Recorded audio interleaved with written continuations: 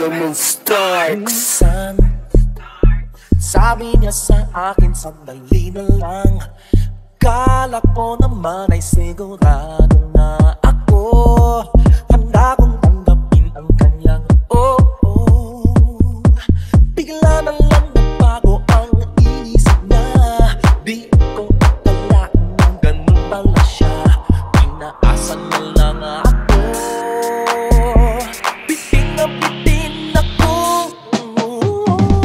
Hindi ko na alam kung makakaya ko ba. Ibalay na lang kaya. Ako pa ba kaya ang nasa puso niya? Ibalay na lang kaya. Ngunit mahal ko siya. Ibalay na lang, ibalay na lang, ibalay na lang. Ngayon, araw-araw lumilipas ang panahon.